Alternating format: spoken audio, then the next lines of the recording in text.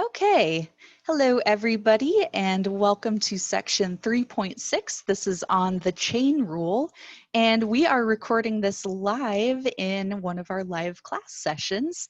So if there are questions, I might read them from the chat, but otherwise we'll do this just like normal. So we've got a little warm up here to get us refamiliarized with some stuff that we're going to need for the chain rule. And this is an old idea from algebra on the composition of functions. And you may not have seen this for a while, so that's why I wanted to refresh it. So we're going to consider the functions f of x equals sine x, g of x equals 3x cubed, and h of x equals square root of x. We're going to do some function compositions here. Now, I'll do this first one as an example. Okay, so performing the function composition, part A here, we have f of g of x. Now, remember that little circle in there?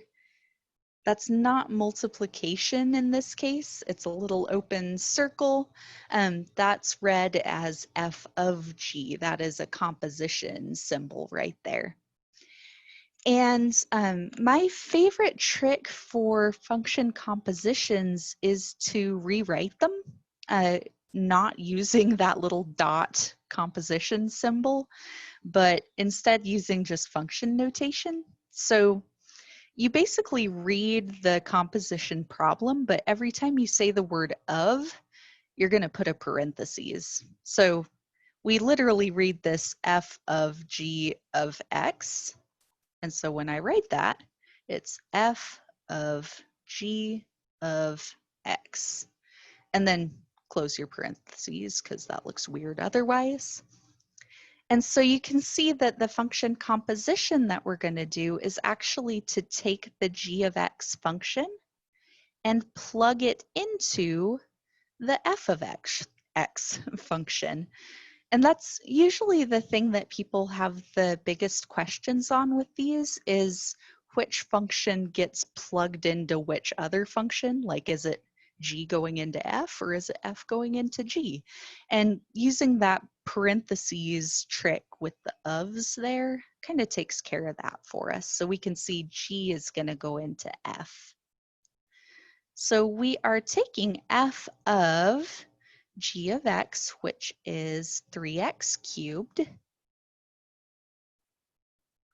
And so all that means is that we are going to plug 3x cubed right into our f function there. So instead of x, we write 3x cubed. We've done some similar stuff to this lately where you had to plug in like x plus h into certain functions for our derivative definition. So we're just doing the same type of thing, but we're going to plug in 3x cubed. All right, so that would be the sine of 3x cubed. And that is our function composition. This is called a composite function there because it's made up of a composition. All right. And now I'll do the other one here. If you guys do have any questions to refresh here, just pause me. But since it's still review material, I'll go ahead and tackle this one as well. Okay. So this function in B here, this composition, we would read as g of h of f of x. Okay. And so again, with the parentheses, every time you say the word of, you put a parentheses. So g of h of f of x. Boop, boop, boop. Close those out.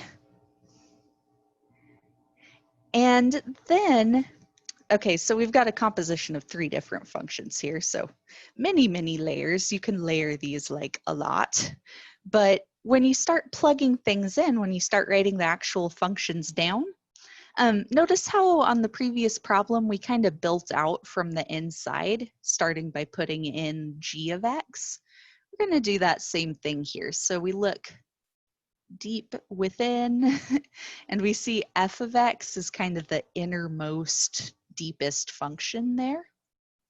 And we know that f of x is going to be sine x. And so for your first step, that's all you have to do is write that f of x is sine x. So you have g of h of sine x instead of f of x.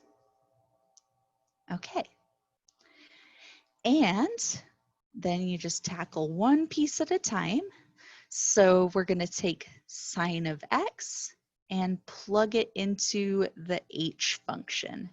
So sine of x is going to go right in there under a square root, since that's what the h function does.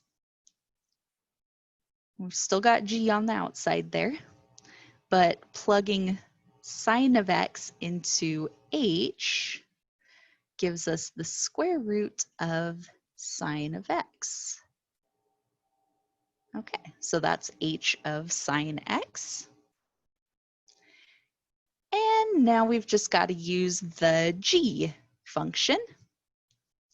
So we're going to take that inside square root of sine x and plug it into the g function right here. So that's going to take the place of x in the g function. Okay, I'll leave a highlight on that for us. I think that one's the hardest one to see. So we're going to have 3 and then our square root of sine x getting cubed when we plug that in. Okay, literally just replacing x. And so we could actually say that's the composition, or you could do any equivalent form of that. You could do, anything equivalent, which there are a few different ones, like maybe 3 sine x root sine x, because we have a square root that's getting cubed, so 2 square roots would make the sine, and then we still have another square root there. So that would also be a totally fine format, but the real point that we wanted to get across here was just the idea of doing the compositions. So, okay, so that's performing a function composition.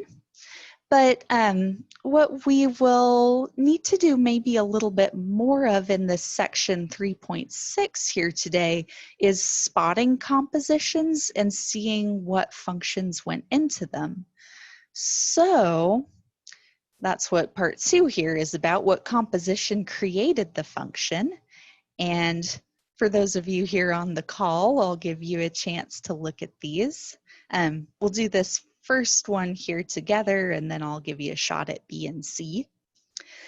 So we have a sine of square root of x for part A. Now, I can kind of tell that that is a sine, and square root of x is the argument of sine. It's the thing that is being taken the sine of. That was terrible English, but hopefully you get the idea. We are taking the sine of square root of x. So we look at the inside there and see that that is the h of x function, square root of x is. So we're really taking the sine of h of x. Okay, so it's like going back the other way. All right. And then we notice that sine is one of our functions as well. Sine is the f of x function. And so when we use sine like that, that means we're using f, taking f of h of x. And so that's written in the kind of parentheses type format. If we want to write that as a composition, we could write that as f of h of x, like so. All right. So with that in mind, we'll give people a chance here to look at part B. We have 3 sine cubed of x. So if you want to type in the chat what composition you think that is, you can think it through there. And since you probably don't have the little composition circle symbol, you can use parentheses, or you can just type the word of, or you can use the letter O or something. I'll do my best to interpret whatever you type. All right, so we've got one private message there, a g of h of x. Now, let's see, in part B there, notice how h of x has square root of x. I don't really spot a square root in this right now. So maybe rethink that second function there. It might help if you write this in not the fancy trig notation, doing like 3 and then sine of x getting cubed. Oh, okay. Yeah, the person messaged me back and she's like, sorry, I meant G. So yeah, and then I got another answer that was good there. This is G of f of x here.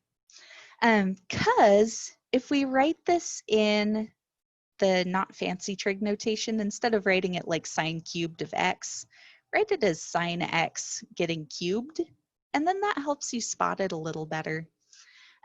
Because we can see that kind of our innermost function there is sine x, and that's the f of x function. So we're taking 3 f of x getting cubed. And then if you're looking for 3 something cubed, that is the g function. So yeah, we'd be doing g function to f of x.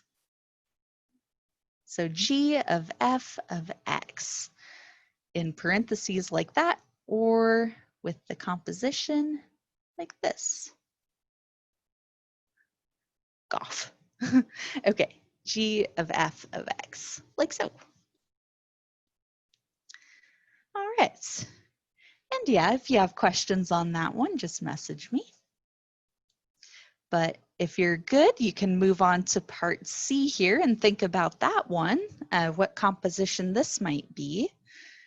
Give you a sec there to think about that. And there can be more than 2 functions in the composition, BT dubs. Maybe it's something like example B from above, where we had 3 different functions composed. Kind of a interesting one here. Yeah, someone just messaged me. Yeah, the answers when you're typing them in look kind of hilarious, especially if you use the lowercase o as your composition symbol. So yeah, and it looks like everyone who's messaged me got the right answer, which is awesome. But when they're typing it out in the chat here, why it looks so funny is it looks like this. It looks like Fohofog. It's f of h of f of g of x. Yeah, good old Fohofog. Yeah, so that's great, you guys. Good job. You spotted our innermost function there, the g of x, 3x cubed. All right. And then we were taking the sine of that, and then the whole square root, and then a sine again. So yeah, using the sine, that meant we did f of g of x in there, under the square root, inside a sine. All right. And then that square root was the h. So we're doing sine of h f g x. It gets real messy real quick. And using that sign on the outside, that's another f of x function. So we have f of h of f of g of x. And then a whole bunch of parentheses to close it out. something like that. All right.